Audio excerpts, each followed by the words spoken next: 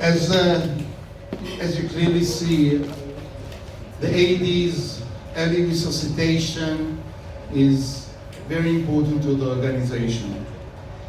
I would like to invite Mrs. Maayan Zusman. She lost her husband, Dr. Maayan Zusman, not long ago, a cardiologist. And I would like her to tell her story and the efforts that she's doing in order to assist other people through Magen.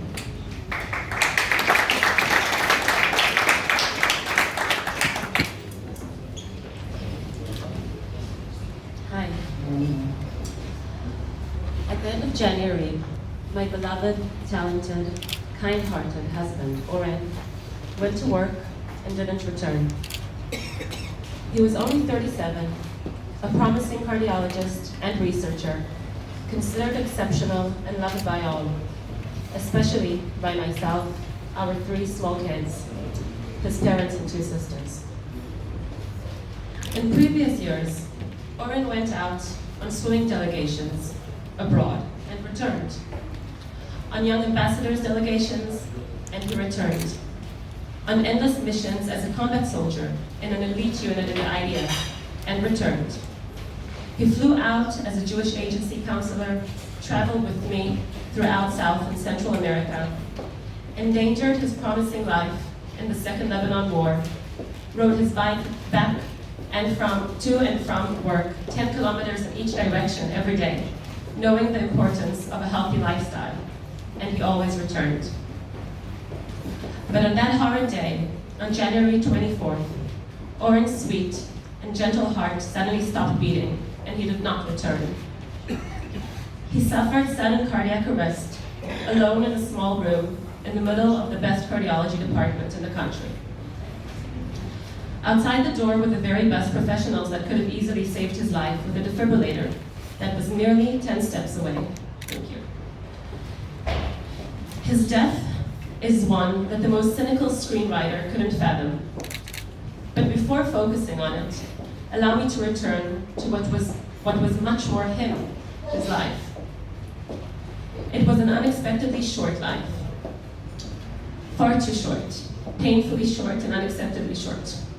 But it was full of meaning and love. Oren was born in 1981, a premature baby and firstborn son to a dentist and occupational therapist. His grandparents were Holocaust survivors who strived to create a life for themselves and for their families. Oren was the oldest of 3 and the very first of his cousins, everyone's pride and joy. We have a tendency to praise the dead, but those who knew Oren, even just briefly, would easily agree that he was truly a genuine and rare blend of all of the best traits. Modest, intelligent beyond words, funny and witty, hardworking, gentle, curious, fun-loving, athletic, and extremely, extremely kind. He excelled at everything, yet wasn't ego-driven, but rather full of perseverance and a never-ending appetite for knowledge.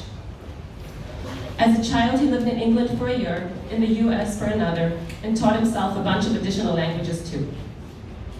We met when I was 19, nearing the end of my service in the IDF, and he was 22. He had finished his service in an elite unit, and we were ready to conquer the world together. Head over heels in love, not ever parting from the minute we met. We traveled and immediately moved in together when Oren was accepted into med school, and I began my first degree. 6 years later, Oren proposed, and after an additional 3, our eldest was born. At this point, Oren had finished his internship, a research year, and was accepted to the internal medicine department in which he strove to specialize, despite receiving job offers in computer programming from large companies with an attractive salary. Yes, he also taught himself to code while learning medicine. Oren loved medicine with all of his heart and really and truly wanted to help people. He also loved research, and at night he would work on analyzing, writing, mixing his rare capabilities of computer programming and medicine and submitting them to the top medical journals around the world. He published, lectured around the world, and was a touch away from being granted the title professor. He dreamt of further expanding the field of machine learning and medicine and took part in innovation forums. Our second son was born, and Oren balanced family life, sleepless nights, messing around with the kids, changing diapers, turning every little experience into fun. Despite his love for his job, family was always first. Once completing his first residency, Oren was accepted into his cardiology residency. He loved anything and everything to do with the heart and was fascinated by it. Each evening, Oren would share stories about his patients, his eyes often glimmering with excitement, but sometimes with tears. He would tell me about young patients who had suffered cardiac arrest despite their healthy lifestyles. And I would ask, how? How is it possible? And he would explain, heart disease is the silent murderer. Sometimes genetics just beat all other efforts. During his cardiology residency, our third was born and our family was home. We balanced our careers, family, and looked forward toward the future, knowing that in a few months we would be relocating for Oren's fellowship in invasive cardiology for congenital heart defects.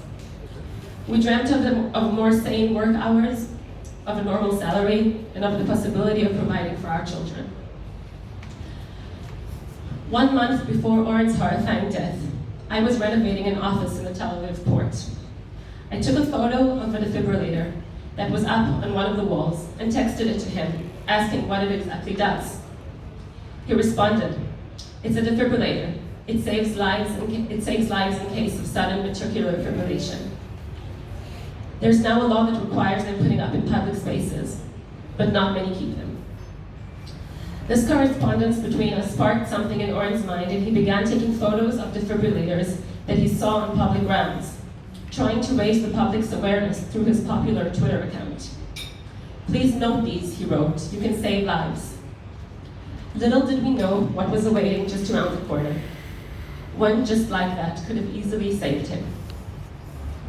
10,000 people in Israel experience cardiac arrest each year. 9,400 of them will die. 300 more will be brain damaged, and only 300 will live. Oren was not among the lucky 300. We tend to think that cardiac arrest is something that only the elderly experience. Unfortunately, this couldn't be further from the truth.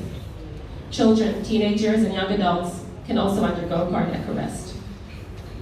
We are a country highly aware of security threats, of car accidents, of the possibility of a sudden attack. We are well equipped and prepared, but completely unaware of the silent killer that lives within so many of us, even in non-smoking, healthy athletes like Oren. Israel is highly lacking in defibrillators in public areas. Yes, the law does require placing them, but there is no governmental budget, and the law speaks about locations with only 500 people and more. There are so many parks, shopping centers, schools, and so on, with less that are just simply unaccounted for. In countries with sufficient distribution, the survival rates increase from 3 to 60%. That's almost 6,000 lives in Israel a year. What a number, one can hardly grasp it. And despite the fact that the number of lives that could be saved is incredible, our unfortunate and excruciating experience shows that when it's your loved one person is everything. Oren lost his promising life. His patients lost an incredible, smart, and sweet doctor. The medical field lost a cutting-edge researcher. Our family lost everything. We lost our identity, and we lost our life as we knew it. Now, trying to put together some of the pieces, I reached out to the truly incredible and wonderful people of Magen David Adom in order to continue just a little bit of what Oren should have been able to do.